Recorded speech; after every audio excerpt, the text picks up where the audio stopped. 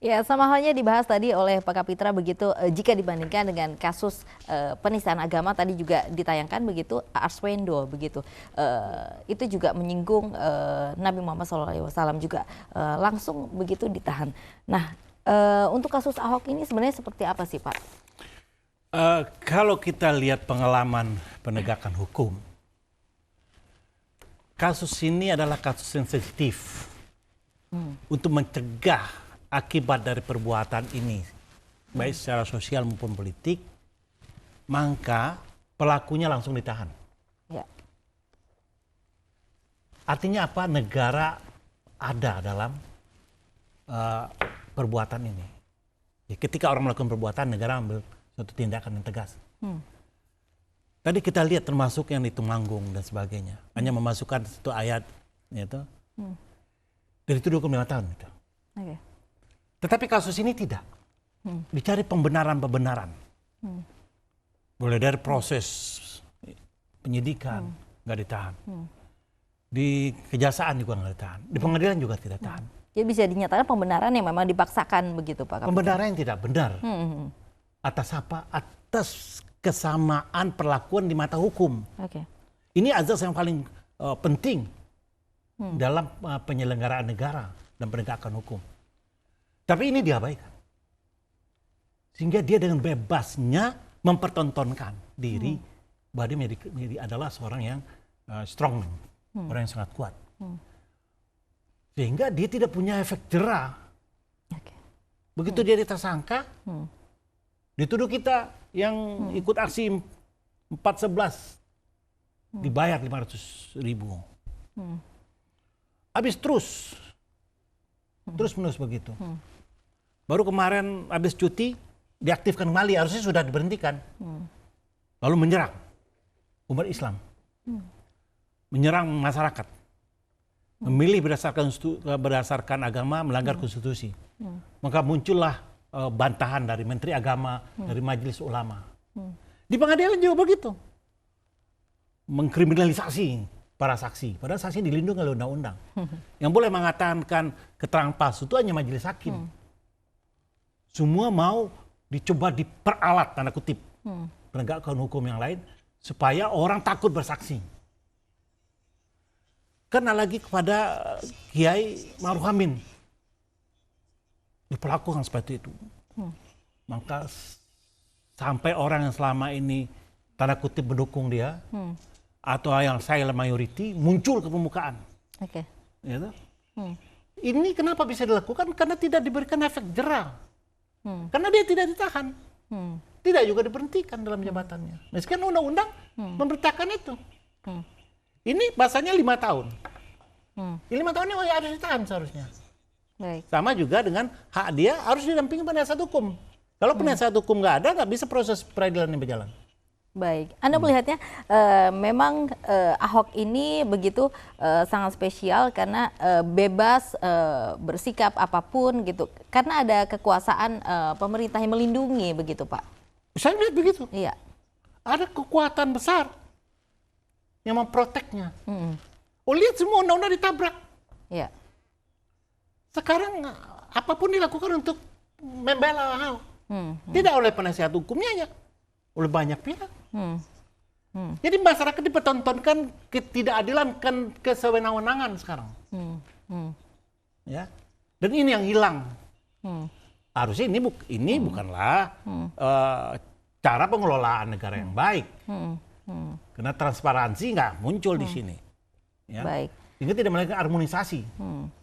Dan ketika memang secara jelas dan gamblang begitu mungkin masyarakat juga melihat adanya perlindungan dari pemerintah begitu Pak Kapitra, apakah Anda tidak mungkin menyinggung begitu pemerintah agar memang tidak bersikap tidak netral terhadap kasus Ahok ini?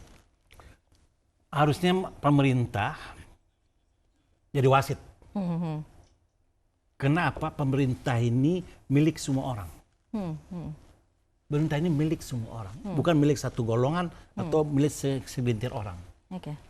Dan pemerintah ini bekerja untuk masyarakat. Apa kerjanya?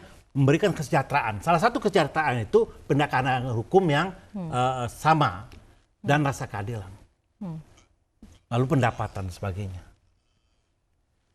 Mas, pemerintah ini bekerja ke masyarakat, bekerja untuk masyarakat. Masyarakat tidak bekerja untuk pemerintah. Maka pemerintah itu secara filosofi adalah pelayan masyarakat. Dia harus melayani masyarakat, terutama memberikan konsumsi adil. Adil itu seimbang. Arti adil itu seimbang. Maka di pengadilan simbol-simbol keadilan itu timbangan yang horizontal yang seimbang. Ini tidak kita dapatkan sekarang. Sementara ini takdir Tuhan keseimbangan keadilan ini. Baik. Dan kalau makanan, kalau gula darah kita tidak seimbang, nimbul diabetes dalam tubuh. Baik. Ya, dan harusnya pemerintah jelas bertindak tegas untuk kasus ini ya Pak? Oh harus. Tidak punya pilihan. Tegas seperti pemerintah sebelumnya. Adalah kasus ini, ya kurung. Ya. Tidak muncul asas begini. Ini kan habis energi kita nih. Dan tidak muncul pertanyaan dari masyarakat tentunya. Harusnya lubang-lubang tempat rasa percaya masyarakat terkuras, tergerus, harus ditutup oleh pemerintah. Dengan apa? Dengan memberikan perlakuan yang sama, adil dan tegas, for all, untuk semua. Ini kan tidak kita dapatkan itu. Baik, dan kita melihat Pak Kapitra, jaksa penuntut umum dan juga terdakwa begitu menghadirkan keterangan saksi-saksi yang memang sama begitu, saksi ahli agama yang dua-duanya juga hadir begitu dan memberikan keterangan yang berbeda. Artinya ini membenturkan ulama, bisa dikatakan seperti itu. Ini memperluas konflik. Oke. Ini saksi agama ini bagian dari Majelis Ulama. Lalu statement dia bertentangan, jauh sangat bertentangan. Iya. Sehingga menimbulkan peristiwa-peristiwa hukum baru. Terus-menerus beranak pinak ini. Ya, sangat mengkhawatirkan. Harusnya ini ditutup oleh kekuasaan yang ada. Oleh pemerintah yang ada. Baik. Ini malahan dibuka sama luas sehingga terjadi konflik. Hampir lagi konflik horizontal. Tapi inner konflik sudah terjadi. Institusi atau institusi dalam institusi. Masyarakat dalam satu komunitas, ya ribut. Banyak juga masyarakat Tionghoa yang ikut aksi bela Islam, yang protes dengan perbuatan ini. Banyak juga. Jadi dalam satu komunitas pun sudah ada inner konflik. Bagaimana dengan komunitas lain? Ini harus dicegah. Harus diberikan rasa keadilan. Yang bisa mencegahnya rasa keadilan dan kenetralitasan kekuasaan. Ini yang bisa mencegahnya.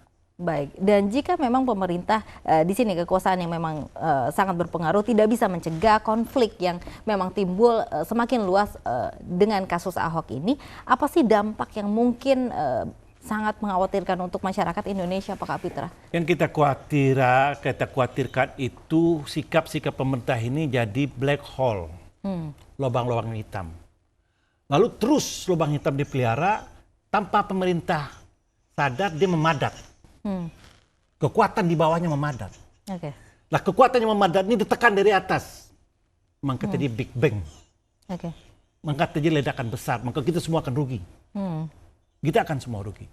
Sebelum terjadi, sebelum terlambat, ayo dong bersikap netral. Ayo dong patuhi undang-undang.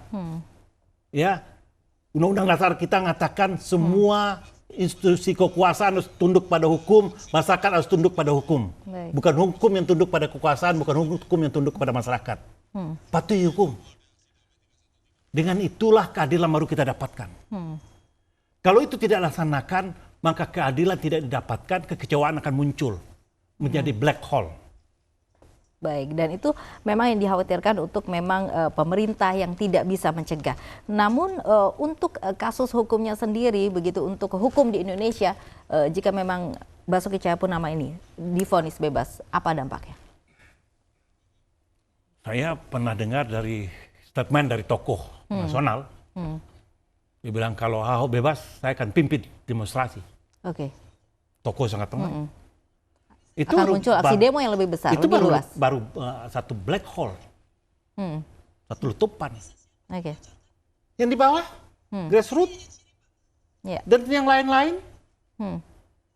Saya pikir kita tidak usah kita bayangkan, mengerikan kalau itu terjadi ya. Tetapi asal peradilan ini fair,